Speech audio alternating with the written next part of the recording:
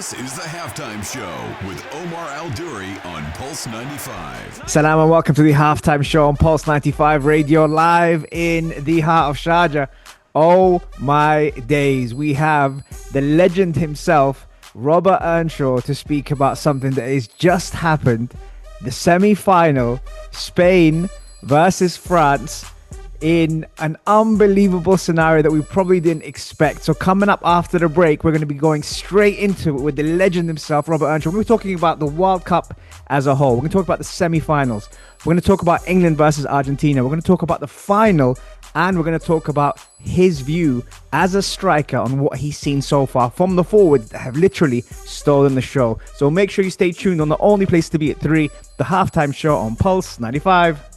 This is the Halftime Show with Omar Al-Duri on Pulse 95. Salam and welcome back to the Halftime Show on Pulse 95 Radio. It is with great pleasure I welcome on the show Mr. Robert Earnshaw. Welcome. What's up?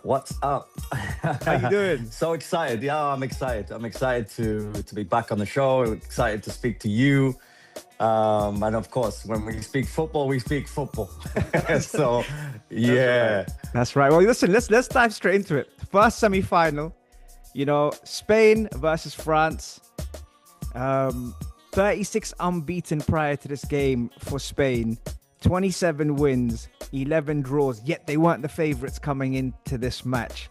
How did you view this match, and what did you think as a whole of the first semi-final of the World Cup 2026? Well, I'm probably one that I'm not surprised. I'm not surprised one bit. I just felt like Spain were almost the underdogs. Interestingly enough, the underdogs, but you're European champions, so everybody should know. But I just think everybody just kind of, everybody fell into the trap of, oh, it's the big show, and what we've seen so far was the favorites, France. France, of course, coming into the tournament, probably the biggest favorites. Why? Because they've got some of the biggest stars, some of the biggest individuals that we've seen this year. Olise, Mbappe has been on fire.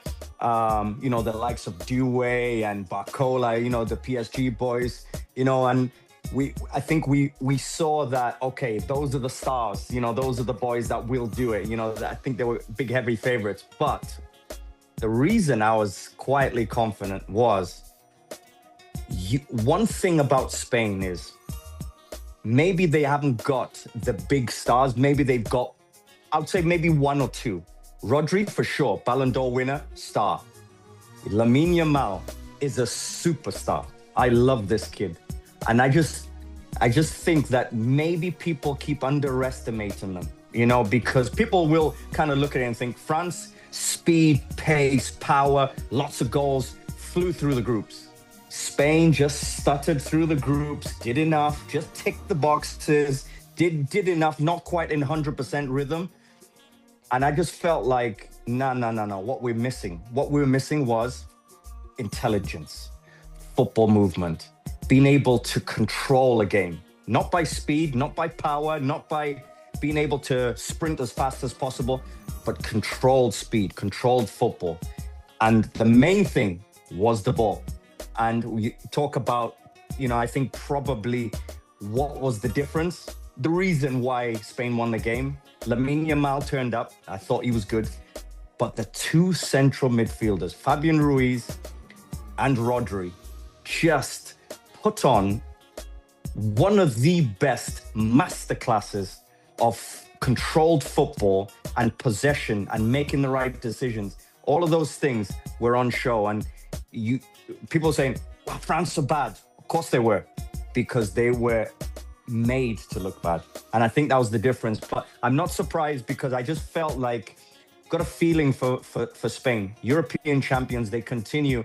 And one thing that they make a difference, and so many clean sheets, another clean sheet. They've only conceded one goal in the whole tournament. And they will always get a goal because they're too creative.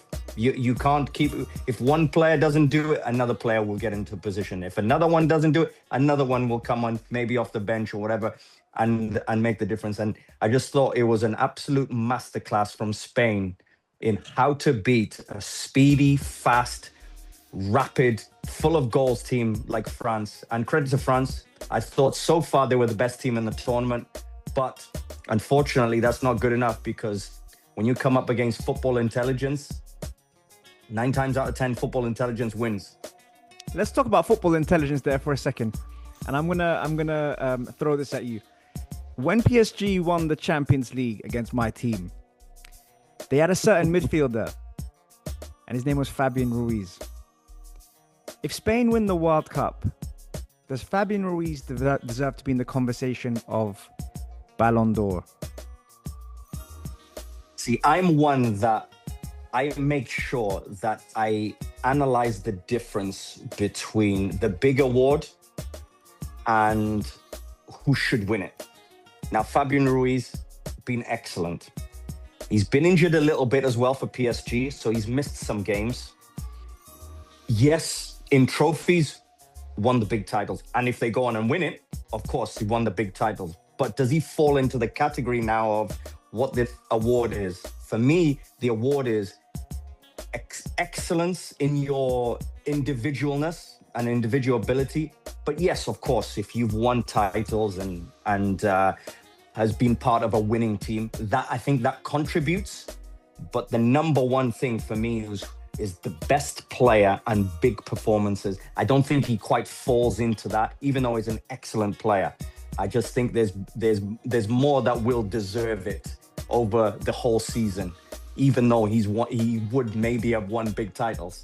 So I'm very cautious of that, and I always remember that the Ballon d'Or was created as, first of all, the European best player. Now it's become the World Player of the Year. But you have to give it to the best player, individual player, over the course of the season. And I think that's the real critical detail, not just who's won the titles. And I never go for who's just won the title and then just pick from there. I don't like that. I think you have to respect what the award is. One thing that you were popular for, and something that you made your trade off, was your movement around the box in being a striker.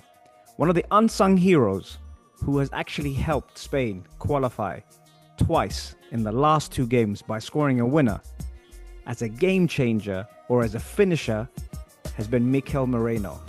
How good is his movement, and why do managers, players, coaches, fans overlook him? Oh, great question. Great question. I think he's one that your first instinct to analyze a football is, has he got blistering speed? Has he got something that really stands out from everybody else? That one thing, or maybe 2 things.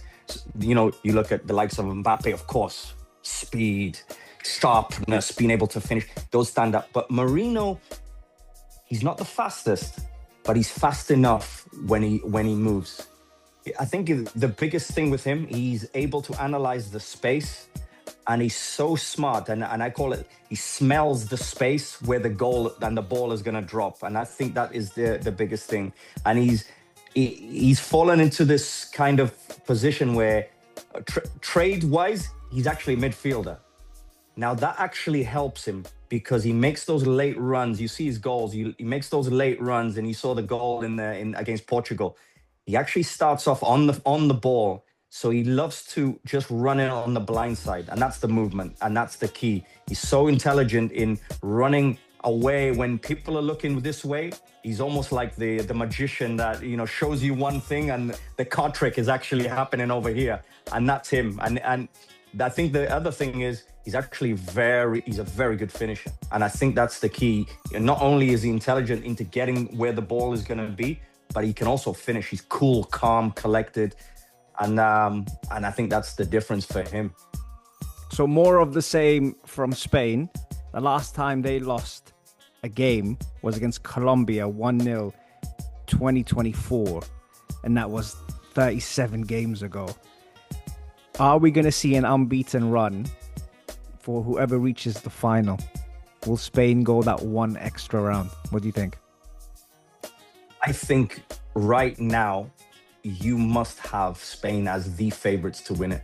So I think this is the hard part, and we'll go into it because I think Spain are now the heavy favorites. I think as a team and being able, just overall from back to front and just in the way they work as a team and their possession, they're the best team and probably the most capable team. They'll be the favorites. Now, if they face England, there's a bit of danger there because England got goals in them. If they face Argentina, of course, we know what Messi and co can do. They've got goals there. So it will be a great final and a great matchup. I love the matchup of what's going to happen there because whichever way, I think we're going to see real fireworks. So I think they can do it, though. I really think Spain can do it. And I quietly fancied them before the tournament started. But you just felt like, can they, because the hardest thing in football is when you've won a big title, European champions, they won the Euros, can you then come again? And the hardest thing is to go again as you're now the top team to beat. And can they go? And listen, they've proved it. They've proved that it's not how you start, it's how you finish. And I think that's been the difference. They are quietly cooking. And the performance against France, I just thought, wow. We talk about being able to understand how to stop a team and also dominate the team at the same time. Absolute brilliance. Right. That was just the first segment. When we dive into the second segment, what we're going to do with Rob is we're going to actually tell him to pick his favorite between England and Argentina, but you'll have to stay tuned for that on the only place to be at 3, the halftime show on Pulse 95. This is the Halftime Show with Omar Al-Duri on Pulse 95. Salam and welcome back to the Halftime Show. Remember, you can catch it every Monday, Wednesday, Saturday, 3 to 4 UAE time. And if you do miss the episode, don't worry. Head over to our YouTube channel, Pulse 95 Radio, and you get to see legends like this, Robert Earnshaw, here on Pulse 95 Radio Halftime Show. So, Rob, thank you for joining. In the first segment, you spoke about Mikel Moreno being Ballon d'Or. Let's dive into... no, I'm joking. Let's dive in. I tell you, Spain will have him on the ballot list for sure. Oh my God! Let's dive into the semi-final. England versus Argentina, massive game tonight. Who's gonna win it, and where will it be won? Well, it's this is an interesting matchup because it really is 50-50. I think what you have is probably the difference makers will make the difference. I think if Argentina are to win, it's gonna have to be with Messi right at the center of it, because that's how they play, that's how they are. And I just feel like in the biggest moments, when it's nerves, and Messi is the coolest under pressure. So that, I think Argentina will be the favorites. Can they do it? It will be all about Messi. Absolutely, it will be all about Messi. But the one thing I have noticed in this tournament is they need to help Messi. They really need to help Messi, because in the big moments, and to be fair, they did. Egypt, Cape Verde, both games, you see centre-backs and other people popping in with goals. Enzo, Romero, Martinez popping in with goals. They're going to need to do that. They're going to really need to help Messi. But I think Messi's going to put on a show.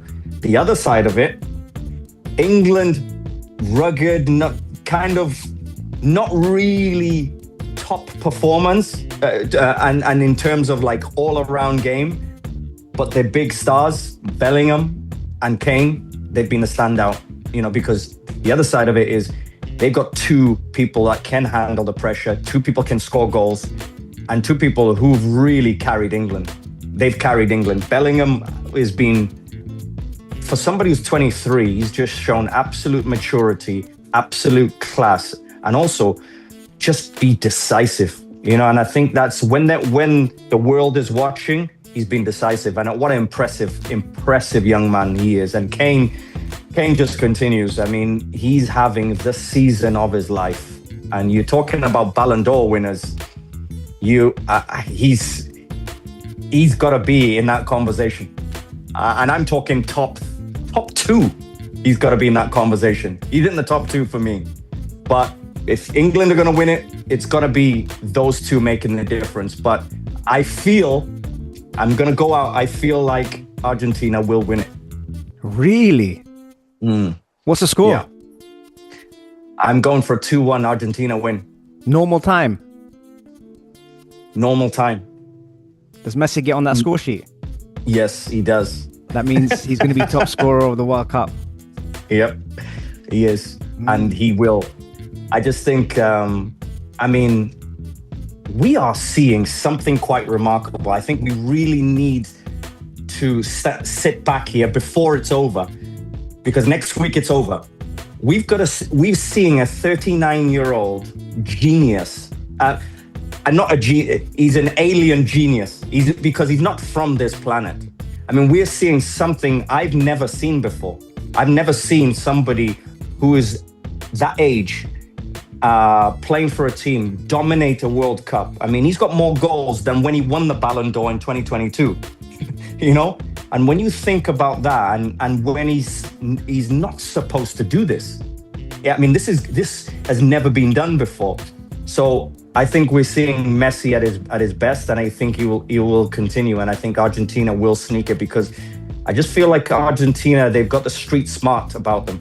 And then they've got this alien who keeps producing either in assists, either in goals, or just the difference maker in within the game.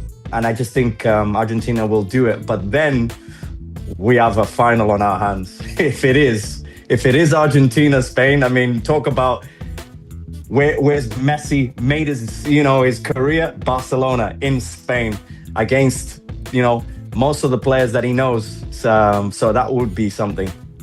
You've played with players that are considered, talented, left-footed, mavericks, tricky on the ball, silky. We talk about Gareth Bale. We talk about Ryan Giggs. You've seen them in the flesh. How are players like that behind the scenes before they come out to the public and compete? Yeah, I think what I've seen and what I've noticed is all of them have different personalities, different ways of doing things, different mannerisms even, and different characters. But the things that probably stand out is, I think one is when the lights go on, it's like they turn on a switch and they can go. And it's game time. It's them. If it feels like when when you go to a concert and that first minute and there's the anticipation and the lights come on and the star comes out, to perform in a concert. It feels like that. And sometimes you feel like in the dressing room, and you feel like, okay, is our star player going to turn up? And then they do, and 9 times out of 10 they do. Of course, everybody has some off games, but generally they can handle the pressure. They know it's game time. They can go. And I think the other thing that really stands out, it really stood out for me, is I think the difference with the very, very best players is how far ahead that they are in what they're doing. And sometimes you think, did he do that by luck, or did that touch just accidentally go there? And most of the time, for example, I talk about, playing with Ryan Giggs, but the likes of Gareth Bale, when I played with Gareth Bale, it was so clean and smooth, and his decision making and where he put the ball was to lose a defender, to lose somebody, and the ability to do something at full speed with absolute quality, with precise quality. It's like, do you want the ball here by an inch or there by an inch? I'll put it there, and the ball comes. And I think that those are the differences, that they can do some things that you just think, wow, what have I just seen? And sometimes I was playing with players, and I'm like, I've had to laugh on the pitch while I'm playing with them, and I'm thinking, what did I just see? And because you got to applaud it at times, because it's brilliant. And the other thing that they're able to do that because they always think 3 and 4 steps ahead. And that's the impressive thing, to be able to, you think a touch is going to go here, and the touch is there, and it moves, and it loses a defender, or they can score a goal in a moment, and you just think, how did he just do that? And they just think 3 and 4 steps ahead. Those are the things that really stand out with the very, very best. Is there a list of players that come to mind that are those type of players when you used to play either with or against them? The ones that stand out, of course, the likes of course, playing against Cristiano Ronaldo when he was at Manchester United. He hit a peak, especially those last 2 years when he was at Manchester United. He was unplayable, But the one that really stands out was Thierry Henry. Thierry Henry was majestic. He had speed, he had intelligence, and also he had the ability to say, give me the ball. I'm going past these 3 and 4 or 5 players, and I'm going to score. And you give it to him, and then he does that. Because I remember playing against the Invincibles, and first of all, you got Dennis Bergkamp, a master of a football. But then Thierry Henry was the one that really stood out, just in terms of just what he could do. Because there was moments where he just could get the ball, and it's like they can do anything that they want. But the one, my favorite, when I was playing, we played Brazil, I think 2006, and Wales versus Brazil. And we played at White Hart Lane, Tottenham's old stadium, actually, in a friendly. And we played Brazil, and Brazil had Ronaldinho, number 10, Barcelona Ronaldinho. And when we played against them, it was like, what am I watching here? This is different. You have really good players, you have great players, but then you have the likes of the Ronaldinhos and Henry, where they're just above everything that you've seen. And there's moments that you're just like, I have to go to a replay to watch that again, in terms to understand what I've just seen. And those guys are doing it live. They're in the moment. They're able to do things that are just magic, And I think those are the things that really stand out when I was playing against top players, and some of those names are some of the best that I've ever played against. We're gonna need to take a breather after that one.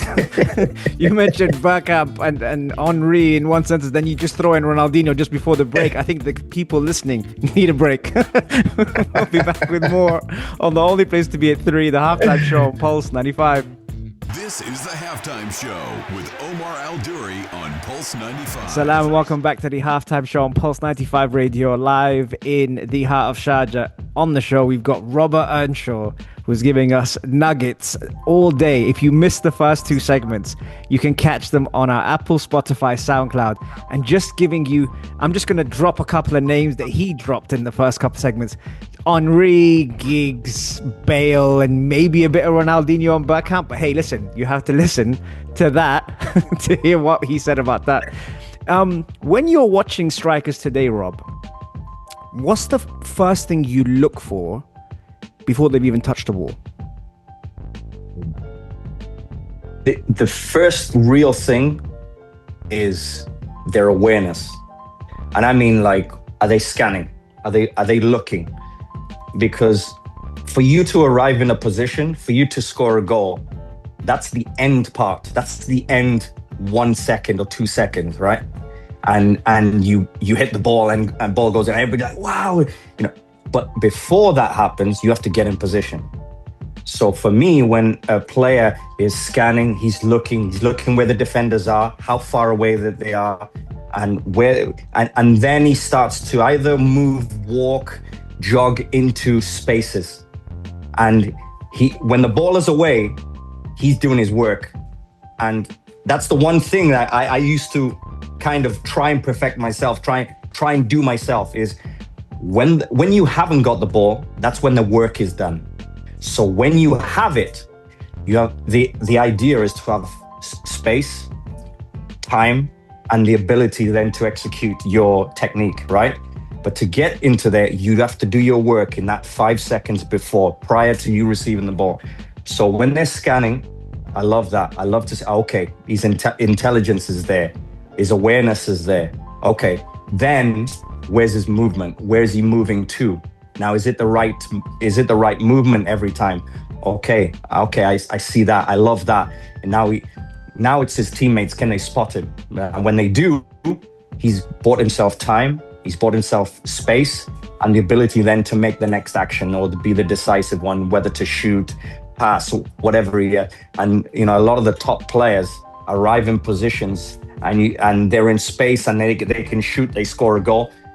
And the consistent ones, I think, find those more than not. The big classic one is you look at this World Cup now.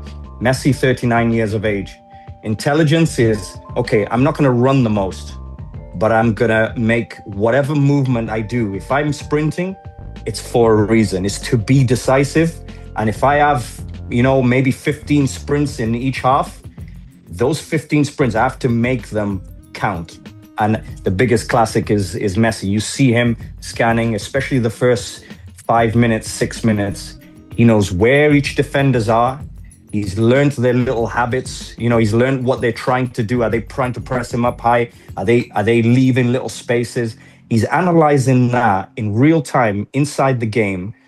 So when the ball is live then inside the game, all of a sudden he knows exactly where to pass it. He knows exactly where the ball's going to drop and exactly where he's going to get his goals. And I think it's genius. And I think those are the things that I really love to look at. And when I'm looking now, I think Harry Kane, he's at the top level right now. I just think he's so good at that. His awareness is brilliant. His finishing, his technique, and Haaland as well is another one. Of course, Messi. And Mbappe's been on fire in this World Cup as well. He's another one that is performed. So those I'm looking at them and I'm thinking these guys have got it. They know it. They understand it. Apart from the top goal scorers that you mentioned there, which were pretty much in order, is there anyone?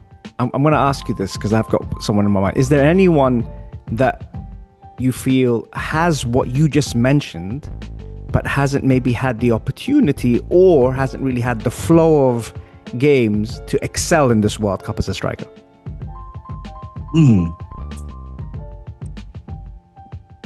I tell you, who's this boy from Morocco? The striker. He's Saibari? Yes, Saibari. Yeah. I like him a lot. I think he's got all of those things. I remember, I think it was at the first game against Brazil, and that's just the way he moved, the way he got his goal, and then it was the composure in the finish. Because it's easy when you do get the chance and your movement is correct and you get the chance. A lot of people, they're not cool under pressure. That's when you need the ice.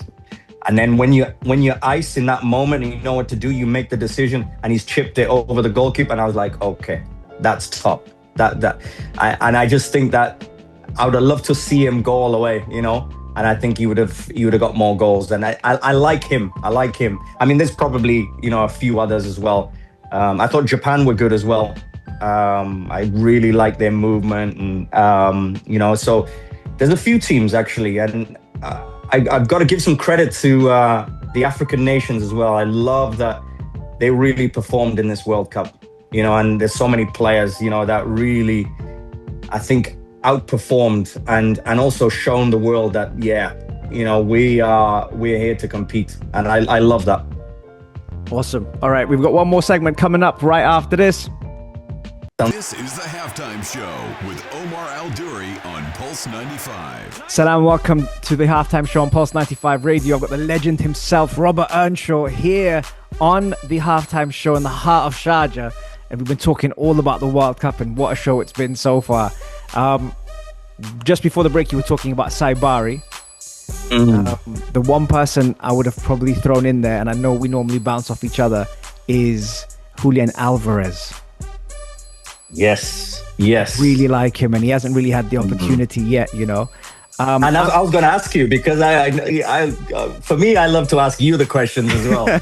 So I definitely agree with that. And the reason I didn't have him in there, because I knew he's been injured, hasn't he? He came into the World Cup, and that's why he hasn't played as many minutes, but He was carrying a little bit of an injury, I heard, and he didn't play in the last warm-up games. And then, of course, I mean, that goal the other day that he scored, I just had to clap. You know, there's sometimes where you just become a fan and just I'm clapping and I'm just like, that is world class. And I love that he did it at the World Cup as well in such a big game like that. Anybody else that stands out for you? I think from the ones you've mentioned, I think we talked about attackers, but I really liked Bohadi from Morocco, the number 6. Mm-hmm. I thought he was exceptional in many ways that he performed.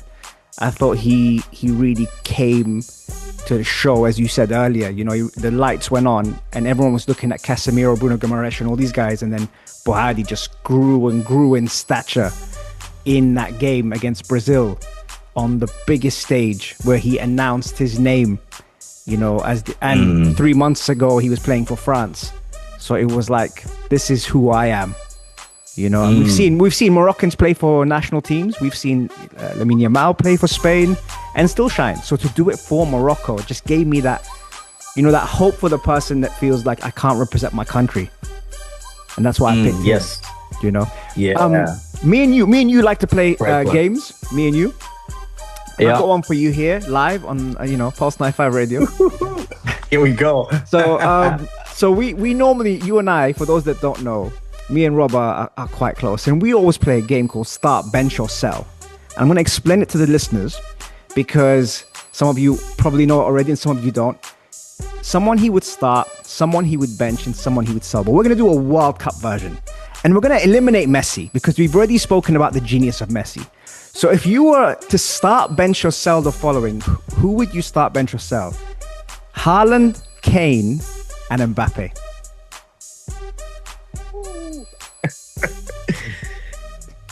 That is hard. That is hard. Whew. Do you know what? If you asked me 2 months ago, it might have been a different answer. But since we're just off the cuff, for this World Cup, I think I've got to start Mbappe. I just think he's been impressive. I think it's almost like he hit his peak in this World Cup. He just looks fluent. He looks as if like if he decides, he'll score a goal. And I think that's been the difference. Some of the other World Cups, I'm kind of like, is he going to perform? Is he not? But this World Cup, he's performed and he's delivered and he's scored goals. So I would have to start Mbappe. I will bench Haaland and sell Harry Kane. But there is not a lot of difference between those three. That is a hard one. I mean, if you ask me in 17 minutes, it might be different. There might be somebody different on the bench and somebody else being sold. It just depends who's going to take the money, but that is a hard one. I mean, what about you? I think I would have done exactly the same.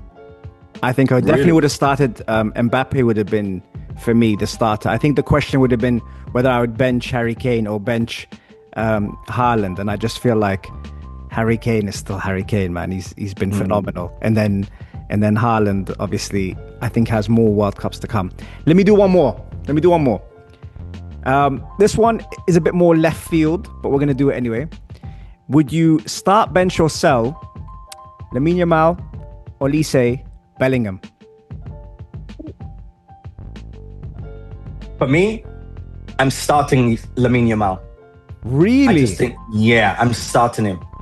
Okay. Olise, I think he has hit a new level that I've never seen from him. So I love where he's at. Olise, I think he's been unbelievable this year. I think he's decided that now I'm a world-class player, and I think he's on that level. Now, I would start Lamine Yamal.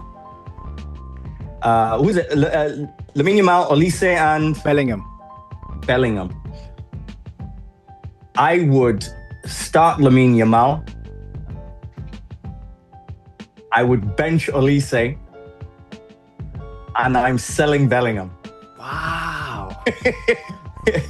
That's a hard one. That's a hard one. Olise and Bellingham, that's a hard one for me. That's a hard one. It's not as clean as I made it sound. Do you know how I know that you struggle on that one? When that vein comes out. Yeah.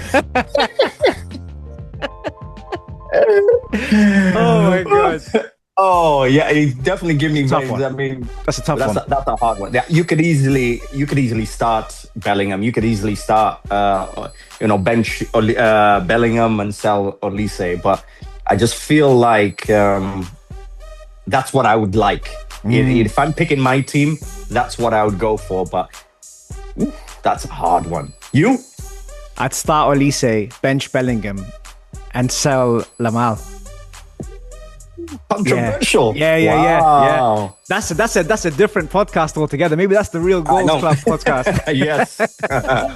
Listen, yes, Rob, you've been terrific, man. Honestly, I could chat to you for hours about football and the World Cup, and I'm so grateful you took the time out to come on the show during the World Cup, because I know you flew to the US and you're back in the UK now, and you still made time for the halftime show. So thank you very much. Always, man. Always a pleasure to be on, and I can't wait to come to Sharjah now, and soon enough, we'll do it in the studio again. Yes, you are welcome anytime to the Pulse 95 Radio studio, and maybe we will be talking about a different season or even a different World Cup champion. That's going to be something to look forward to. Take care, guys. Stay blessed. It's myself and Robert Earnshaw on the Halftime Show on Pulse 95 Radio.